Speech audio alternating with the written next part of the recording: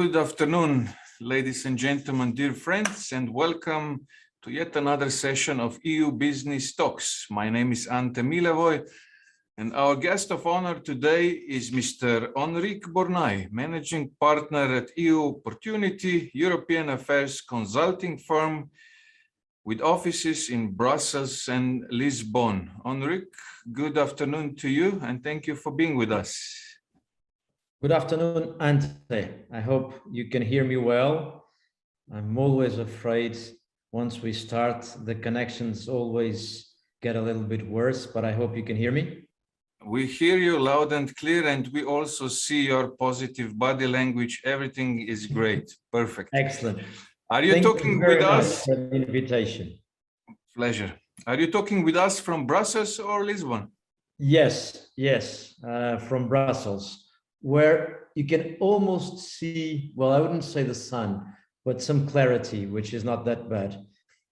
Okay, at least something for somebody. Anyway, Henrique, you are a Portuguese company. You are, however, very much dedicated to the business which is going on in Brussels. So my first couple of questions will be related to your place of origin, your country.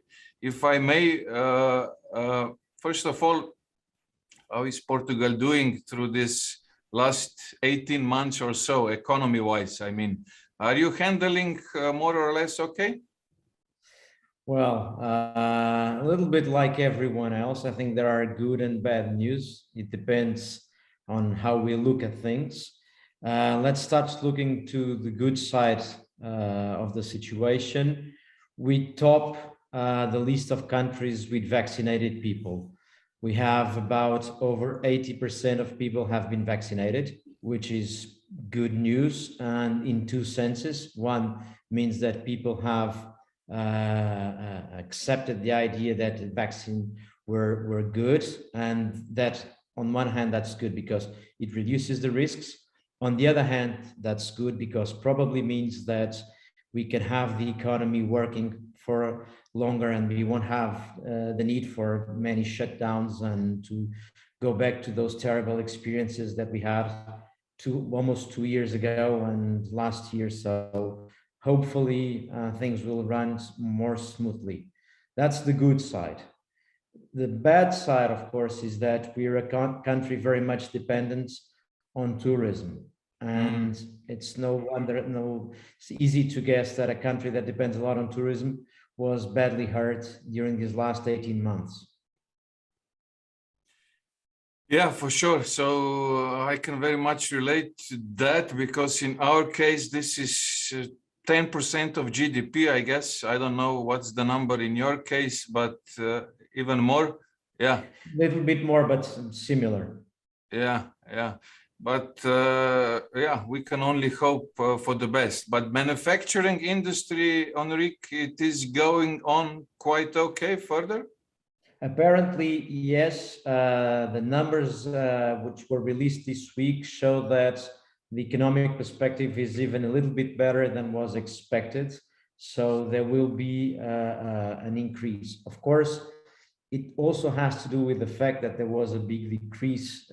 So it's once you go down a lot, sometimes moving a little bit upwards, in relative terms, you go up more. It seems that it's going more. In any case, I would say that there was a social pillow that supported the situation. So it's not dramatic, it's not, and there's resilience, as we're all saying now. I think the big challenge will be how do we manage the coming months, and how will we use the money, namely the money coming from the recovery and resilience plans. Will we use that to change the economy, or will we use that just to overcome this crisis? I think that's the big challenge. For somebody, Henrique, who is not so familiar with your economy, what would you say the top 3, top 5 sectors are in Portugal, apart from the hospitality or tourism sector? Yes, well, in the past, we would say that cork was one of the most important exports. Textile was one of the most important exports. And and then you had wine, of course, which was very important as well. And those would be things that would be on the memory if you thought of Portugal. Actually, nowadays we export vehicles. We have one of the largest plants of Volkswagen. So the automotive industry plays a very important role. We also export a lot on all that has to do with metallomechanics. So it's probably the largest exporting sector nowadays. And it's increasing the services. So I would say the economy is changing. And we've been exporting, I don't know how to put it, people, during these 18 months, some people, those who could, started becoming digital nomads. And so that created some people that went to, well, I wouldn't say enjoy, but to spend the lockdown either in the Algarve or in Madeira Island, where if you have that chance, that's a good place where to work from. And I think that might become something that will change in the future a little bit the country, because if you become a place where you like to go to live to, because it's a nice place where to live, and you can work from there. So that might, in the future, next time you ask us, what is it that you export? We'll say, well, a lot of people here export things that we don't even produce here. So there might be a change ongoing, which is interesting to watch. Okay. Before I go to your company in particular, Henrique, allow me one more question, since we have also our friends from Brazil here in the room. What's this history bond between not only Brazil and Portugal, but all Portuguese-speaking nations? Is this a reality that you are an entry door for all these markets, or is it a myth? Some people are smiling here, I see on their faces, but I think the question is relevant. I think I can't see all the smiling faces, but I'm guessing that we in Portugal believe that it's more real than it eventually is. What I mean to say is, from our side, we do keep as a priority of our foreign relations the bond with the Portuguese-speaking countries. And there are two very different types of Portuguese-speaking countries, let's put it this way. One is the countries that are in Africa, and that's Angola, Mozambique, Cape Verde, Guinea, with which we had a relation up until 1974. So they were part of the country up until then, when we had a revolution. And in most cases, these are economies that are developing economies that receive some support from the EU. Even Angola, although it has oil, it went through some shocks, and there were countries that went through war. There are strong bonds, some of them very close. It's easy to find someone whose parents either, or in both cases, actually fought the war there, but also raised their sons there. So there is a strong bond, and I would say that remains real. Regarding Brazil, I think it's even more, it's more complex, because from our side, it's a little bit like the US and the UK. You see, we're smaller. We're the smaller country. Brazil is the big country. We are the origin of the language, let's say, but the majority of people speak Portuguese is spoken in Brazil. And if you're learning Portuguese, it's easier to learn Brazilian's accent than the Portuguese accent. We were very much influenced, culturally speaking, in the last decades by Brazilian television production. And so I think we keep a close relation. And then we had, in the last 20 years, a lot of migration coming from Brazil. At one point, different kinds, sometimes people looking for better opportunities, sometimes people escaping some situations when Brazil was not so safe or something like that. I would say that in any case, I would say, and let's see if the Brazilians in our conversation will agree with me, but I would say that Brazilians have, we usually say that Brazilians are Portuguese with a tropical accent, I mean, more lively, more happy, more enjoying life better. I think there's this similarity between the British and the Americans exists a little bit, but at the end of the day, I think that if a Brazilian comes to Europe and finds a Portuguese, and that's the first person they go to meet. I think so. At the end of the day, that's true. Well, thanks for sharing this with us. Very interesting thinking. One last question in this part, Henrique, if I may. This is called EU business talks. So we tend to think that EU nations, countries, we are all sitting in the same boat, that we are having many advantages out of it. What's your personal view on this European Union? Where are we now? Where we will be in 5 years, maybe? Oh, if I could answer that question. Well, I think there are a few hints to answer that question. I think the first hint is to understand why each of the member states joined the EU. And when we look at that, we understand why the EU cannot be one single thing. I mean, if we think of the first member states, they joined because they wanted to avoid a war. Basically, was the reason to joining was avoiding war, ensuring peace, and the rebuild of the economy. But then you have countries like Portugal and Spain that joined mainly because for two reasons. In our case, we had a left-wing revolution in the 70s, and we wanted to ensure, back then there was the Cold War, and we wanted to ensure that we were kept in the Western side of the world. And that's why joining the EU was really fundamental to ensure that. And on top of that, of course, the money that would come from the EU to modernize the Portuguese economy. And that's when we had a shock, because 10 years prior to joining the EU, we had ended those wars in Africa. So we were losing the empire, so to speak. Well, that's how it was perceived. So there was a major change. Now, if you think of countries like yourselves and the countries that joined the EU in 2004, the reasons to do so were somehow similar, but a lot of them were quite different. I mean, on one hand, it was a promise of joining the world of democracy, of saying you've been fighting to get rid of this control by third party. You join to gain democracy, to ensure that you gain democracy, but also to gain sovereignty. And I think that's something that sometimes it's not easy to understand on, let's call it, this side of Europe. I mean, we sometimes have a difficulty to understand that some member states that joined in 2004 came from a moment where they didn't have full sovereignty, let's put it that way, okay, to encompass all those countries.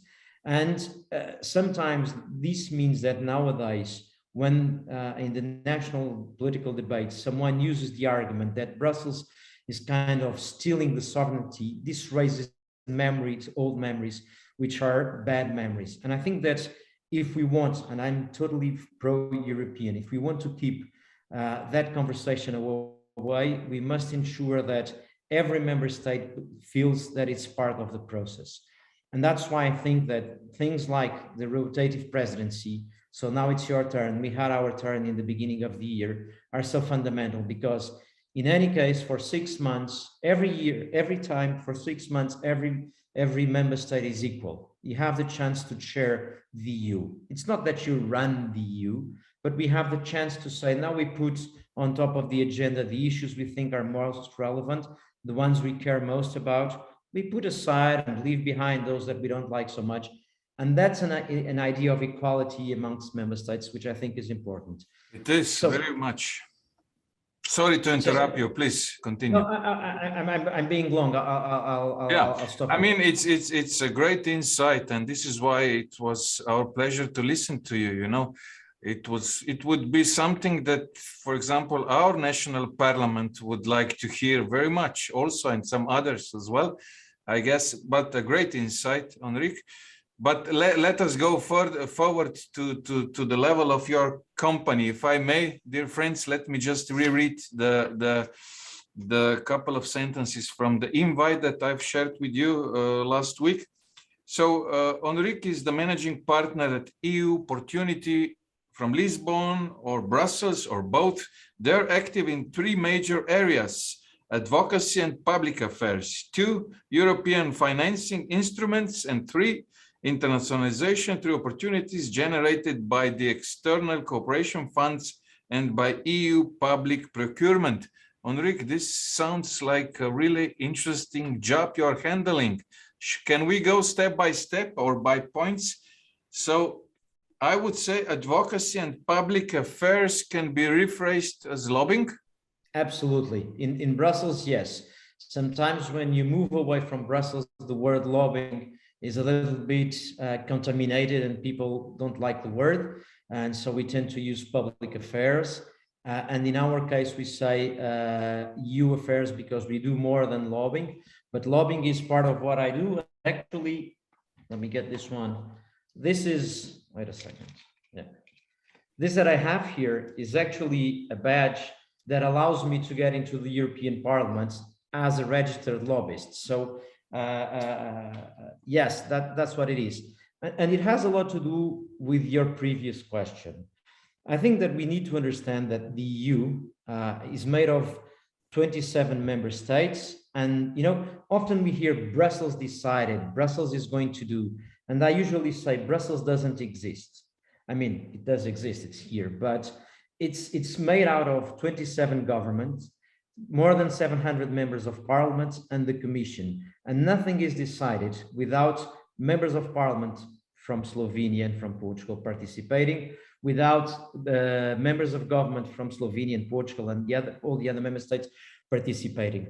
And I think one of the ways that we need to understand that we didn't lose everything to Brussels is if we follow what's going on and we try to participate in the process. And that's why we created the company. This was 11 years ago, 2010, basically, when we started operating. And we did that because there was no lobbying firm in Brussels representing Portuguese companies. Well, after these 11 years, of course, we're not working only with Portuguese companies. We're working with companies from anywhere, but of course, we still keep a large number of clients that come from Portugal. And in Brussels, it's absolutely normal that you call a member of parliament, send an email to a permanent representation, or get in touch with the commission and say, I represent this company or this association, and we are happy or not happy with your proposal regarding this or that, and we'd like to speak with you about it. Okay, I mean, it sounds just good and open and straightforward way to proceed. And I bet I mean, who are your clients in this part of your activity, lobbying part? Are you searching them or they are finding you? Well, if we have the chance of them finding us, that's really good. That avoids some work. That's not bad, but often we go after them. But one of the ways to go after clients in this line of work is to share with people information about what is it that it's being discussed in Brussels, because you or each company knows best how future regulation affects its activity. So if, for example, you look at these two big trends that are ongoing now, the Green Deal, so the green transition and the digital transition, you probably, if you own a company, whatever the area, you can imagine where that hurts you or where that benefits you. Where are there opportunities or where are there problems that may come from this transformation? So where we come in, we cannot be experts on every field of the companies. What we can understand is how are the things being done in Brussels? What are the priorities? What is being discussed? And if you have something that is good or bad about this transformation, or sometimes purely information to add, you know, one thing we must bear in mind is that when someone in the commission is drawing a proposal, they know that they're drawing a proposal that will apply to the 27 member states, but they know that they don't know the 27 member states reality. And I mean, we all have different legislations. We're not starting from zero. Some countries had nuclear power plants, some don't have, some have already a lot of wind power, solar power, some have coal. I mean, all these different realities. They need to be informed. In our case, now we're working very much in energy and the digital transition. Okay. Dear friends, I see a couple of questions already in the chat box. I invite others to follow that path as well. Before I go there, Henrique, one more question. Number 2 and 3 is regarding European financing instruments and internationalization through opportunities by external funds, etc. You know, from our perspective here, it seems like there is money falling down the tree in Brussels, you know, but I guess it's not so simple as that. What's your perspective from there on the spot? Yeah, I think that's the perspective a little bit all over, and when you get here, that's not so much so the case. Basically, there are three, let's put it this way, 3 big lines of funding, and I'm keeping it very simple, okay? Otherwise, it would take us ages. Part of a lot of money that goes from the EU goes straight to the member states, particularly the ones that are below the average. That's the case of Portugal, that's the case of Slovenia and others. And they get money that then they manage nationally, but they have to agree with the European Commission, how are they going to manage it? So if I'm a company in Slovenia, one of my concerns would be to be discussing with the Slovenian government, with the Slovenian authorities, how is that money going to be spent? Because that's usually a big chunk of money, and it depends on the priorities, but it's negotiated with Brussels. So that's one. Then you have a second, which is managed centrally in Brussels, and it's usually not so well used by newer member states, and that was the case with Portugal. The most typical example would be Horizon Europe, or previously Horizon 2020, because there you need to find partners to consortia and for research and innovation. There's money there, and there are good opportunities there. I'm sorry, I'm just saying to my colleague here to switch off Katsuei-san, the voice. Thank you. Yeah. Okay. Please go on. Okay. So there are good opportunities there, and the trick is to look at what you know what to do and look at the calls coming from Horizon Europe and try to find. And then thirdly, and keeping this very simple, there's money coming from the EU that goes to third countries to help them, to support development. Now, Eastern Partnership, for example? Exactly. And now this Gateway Initiative, which actually is done with a lot of money that already existed and had another name. They just changed the name, basically. Most of the time, this is money that is, at the end of the day, managed by the beneficiary countries. So the EU agrees with the Mozambique program to invest in a lot of things, from bridges to schools. Then this will be done by calls done locally in Mozambique. But it's very important that you can know ahead what are the priorities, what are the schools or the hospitals, where is the money going to? So one of the ways to be part of this process and take advantage of this process is if you know well in advance how to do that. The last thing that you need, the other thing that you may need is more and more the EU, like other organizations, is doing public-private partnerships in the development, which means that sometimes if you want to build a road or a bridge in Zambia, you will probably be asked to, you will apply for some funding from the EU, but you will also have to come in with some money because you will get returned, because you will have, you know, tolls on the bridge and you get paid that way. So you need to have funds from your own. Now that's where the problem sometimes comes in, because some member states have strong development institutions, the Germans and the French have, like the KfW, l'Agence Française de Développement, whereas some other countries like us, maybe Slovenia, don't have that much. How to overcome that? Well, yeah, how to overcome that? Private banks, the European investment banks, some things like that. Henrique, we are heading to our last 5 minutes. Let's go to our chat box. Let us be short and sweet, okay? Sure, I'm sorry, I'm being long and I see a hand raised. No worries. You are a great guest. Tomasz is with us asking, Are you present with your activities in Slovenia, or where are you present mostly in Europe? Is it all about Portugal, or you are working elsewhere as well? What about Africa? Can you sum it up in one sentence, please? Yes, we have an office in Brussels and our head office in Lisbon. We don't have offices anywhere else in Europe and in Africa. What we have in Europe is we have here in Brussels something we call the Brussels Group, where we brought together a couple of other companies like ours that are small consultancies. We don't have any coming from Slovenia, actually none coming from the Central Eastern part of Europe, apart from Germany. So that's something that I would love to have and to think about. Okay. Martin is with us from France, just saying hi to all of us. Hi, Martin. Luca is with us from Rome. Are you? Yeah. Okay. Regarding external relations projects with EU funding, do you also work with other international donors like UN or IFI, World Bank, etc., etc.? Great question. Yeah, that's what I was saying before. Most of the time now, if you want to go to these projects in third countries, you need to use these international the development institutions. We have to work with those because there's a lot of money, a mixture of EU money and private money or land money that you need to collect.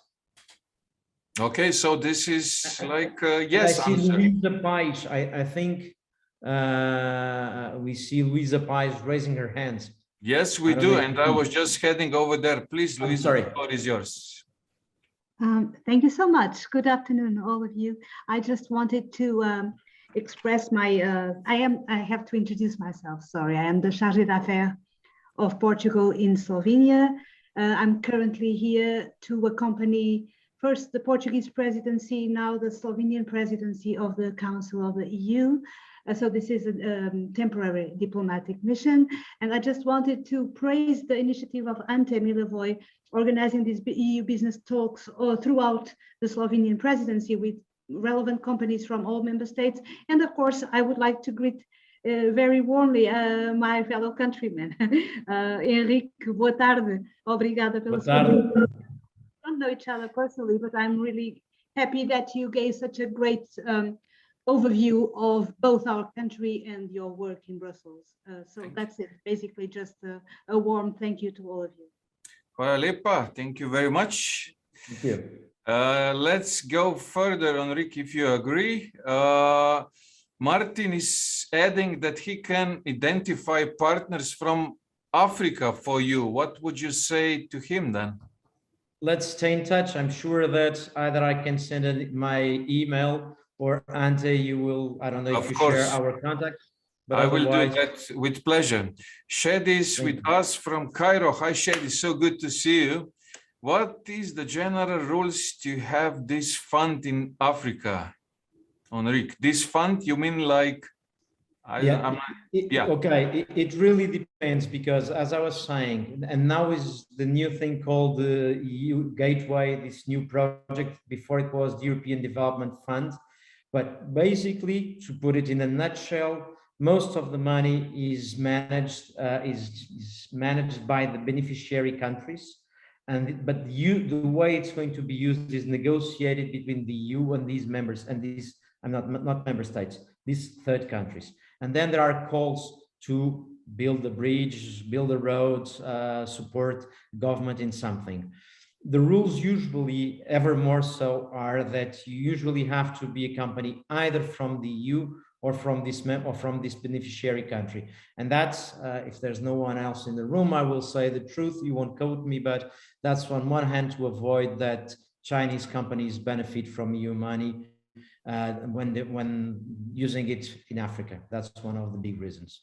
Okay, fair enough. And we have another friend, Henrique, Galaxy Top A8 friend with us. Asking, do you sometimes approach EU Council presidencies from member states? Some examples of that, Henrique. Of course. I mean, all the time. When we have a client following a legislative process, We obviously speak with the Portuguese, if it's a Portuguese client, with the Portuguese permanent representation, if it's a German client with the German permanent representation, and so on. But on top of that, with a rotating presidency, because they're the ones who decide what's going on, what's moving forward or not. So that's why it's very relevant to have contacts in all the member states. Okay. Another question from Tomasz. It's a good one. How are you organized in terms of employees? From where you have your colleagues on board? One sentence on that. Most of them were either hired here in Brussels, or they came to do internships and stayed. For those two reasons, that explains why. And because we initially started being very Portuguese, they are all Portuguese for the time being. I think that's not something that's going to remain always like that. But one of the ways we made to overcome the fact that we had many Portuguese is this Brussels network that we have, French, Germans, and British whom we work with. But at the time being, we're 10 and we're all Portuguese, but that's not a rule. Okay, so you are flexible on that based on the skills people are bringing to your story. Dear friends, it's 32 minutes past the hour in my watch. Henrique, you were a great guest, so thank you very much for being with us today. My last question to you, if I may, I mean, I would assume that, you know, this lobbying dinners are not are happening in movies only, so you have some free time on your own. What is Henrique about when you are not on duty?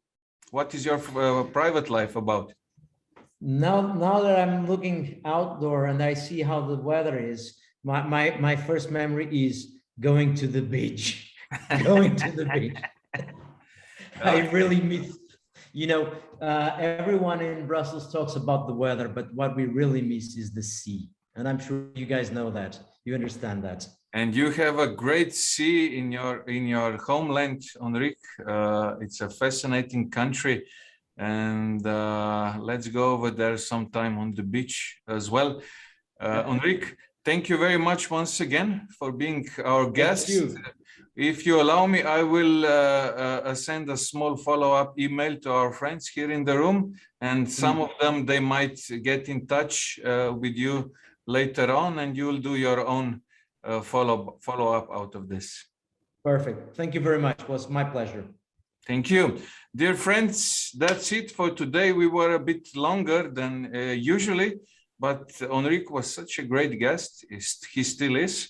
Next week, this time, we will have the opportunity to do some networking. The year end is coming, and we will put you into the big picture. We will repeat our networking edition next week. I will send you a nice invite on your email or on Telegram or WhatsApp groups, and you are more than welcome to join us back together Tuesday, 2 p.m. next week. Until that time, take care and bye-bye.